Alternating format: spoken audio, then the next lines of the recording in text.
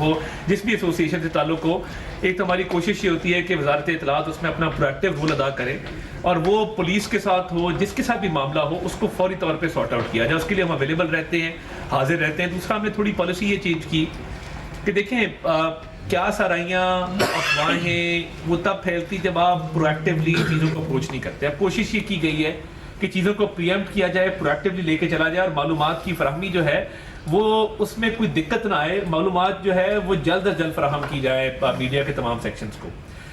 Budget books کے حوالے سے میں سمجھتا ہوں کہ صرف مس کوآرڈینیشن، لیک آف کمیونیکیشن اور ایک بلا وجہ کا انہوں نے ایشو کریٹ کیا. یہ کوئی مسئلہ نہیں تھا. بجٹ بکس ہمیشہ سال ہا سال دہائیوں پہ محیط یہ بجٹ آتا ہے، مطلب وہ کبھی کسی بھی بجٹ پہ یہ ایشو نہیں ہوا کہ بجٹ بک فراہم نہیں کی گئی. اس میں میں فائنانس منسٹر سے بھی بات کروں گا. میں ان کو 2 گھنٹے کا ٹائم دیتا ہوں، اس کے اندر بجٹ بکس جو ہیں وہ آج آپ کو فراہم کریں گے. میں انفارمیشن منسٹری کا کسٹوڈین ہوں، آپ کے درمیان موجود ہوں. میری آپ سے گزارش اتنی ہوگی کہ دیکھیں اس میں کافی تفصیلات ہیں، کافی معلومات تو اب تک آ چکی ہیں، مگر میں پلے ضرور کروا دیتا ہوں تاکہ اگر کوئی چیز مسنگ ہے وہ اب تک پہنچ جائے. اور دیکھیں یہ میں سمجھتا ہوں کہ جب آپ کو یہ بک فراہم نہیں کی جاتی ہے اور دفتر جب پوچھتا ہے کہ جی کدھر ہے ساری ڈیٹیلز، دیکھیں میں پی آئی یو صاحب یہاں موجود ہیں، میں فائنانس منسٹری کو بھی کہوں گا اور اسمبلی کے سیکریٹریٹ کو بھی کہوں گا کہ مہربانی کر کے اس پہ ایک ہم چھوٹی کمیٹی بنا دیتے ہیں. ان معاملات کو حل ہونا چاہیے اور یہ نوبت آنی نہیں چاہیے تھی. اور مجھے دکھ بھی ہے، افسوس بھی ہے کہ یہ نوبت آئی کہ آپ کو یہ واک آؤٹ کرنا پڑا. اور میں آپ سے درخواست کروں گا کہ آپ واپس جائیں اور ان تمام معاملات کو ہم حل کریں گے. دیکھیں میں آپ کو بتاؤں، منسٹری آف انفارمیشن کے دروازے 24 گھنٹے کھلے ہیں اور میں فرنٹ لائن پہ آپ کے ساتھ کھڑا ہوں گا.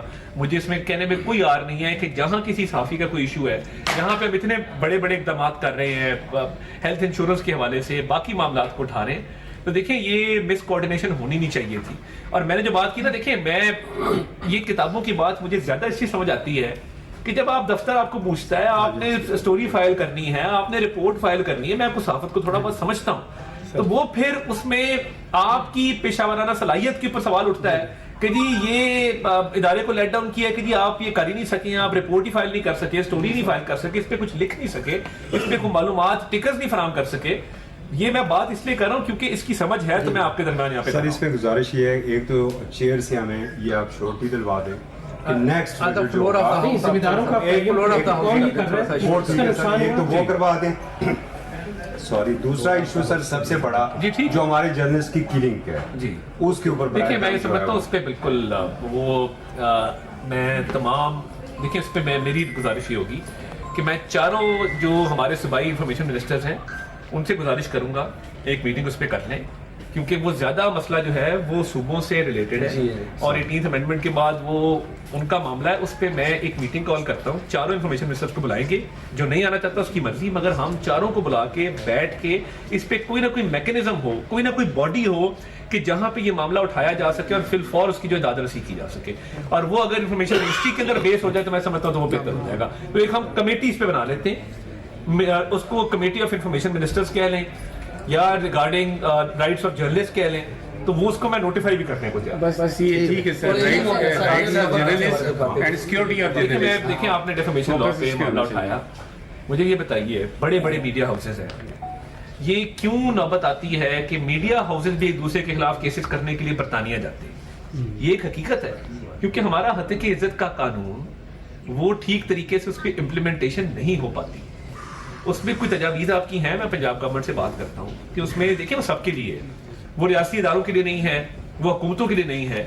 حتیٰ کہ عزت جس کی بھی ہوگی اس کے پاس یہ رائٹ حاصل ہے کہ وہ کورٹ جا سکے. آپ پہ بھی کوئی الزام لگاتا ہے نا کہ جی فلاں نے جو ہے وہ فلاں سے پیسے لے کے سٹوری لکھی، آپ کہاں جائیں گے؟ اور ایک وقت آئے گا، میں آپ کو بتاؤں، ڈیجیٹل رائٹس پروٹیکشن اتھارٹی کا قیام ضروری ہے، اس پہ آپ سے بیٹھ کے بات کریں گے. ایک وقت آئے گا، اب یہ کیا ہو رہا ہے، کسی پہ بلاسفیمی کا الزام لگاؤ، قتل کروا دو. میں نے house floor of the house بھی بات کی.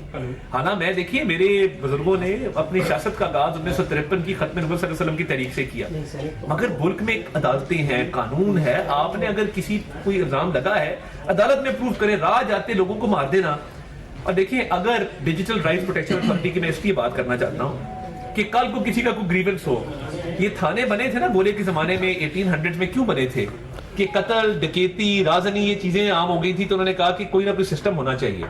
مجھے بتائیے آج کوئی بھی کسی کو کہے جی فلاں نے بلاسفیمی کمٹ کی ہے اور وہ ٹویٹ وائرل ہو جائے اور کوئی کسی کو قتل کر دے تو قتل کرنے والے کو تو پکڑ لیں گے, ٹویٹ کرنے والے کا کیا ہوگا؟ میں مثال اس لیے دے رہا ہوں, کوئی نہ کوئی سیل ہو, کسی کے بچے کی چائلڈ پورنوگرافی ہو جاتی ہے یا کسی کے حوالے سے آپ کوئی بھی خبر لگا کے کوئی سوسائڈ کرنے پہ مجبور ہو جاتا ہے. بات یہ ہے کسی نہ کسی وقت اس پہ بیٹھ کے بات ہونی ہوگی, ورنہ کسی کے بچے اس ملک میں محفوظ نہیں رہیں گے. اس پہ براڈر کنسلٹیشن کی ضرورت ہے, اسٹریٹجی کی ضرورت ہے. آپ بھی اس میں اپنی تجاویز دیں, اور حقیقت عزت کے بل کے حوالے سے اگر آپ کی کوئی تجاویز ہے کہ جی یہ چیز اس میں بہتر کی جا سکتی ہے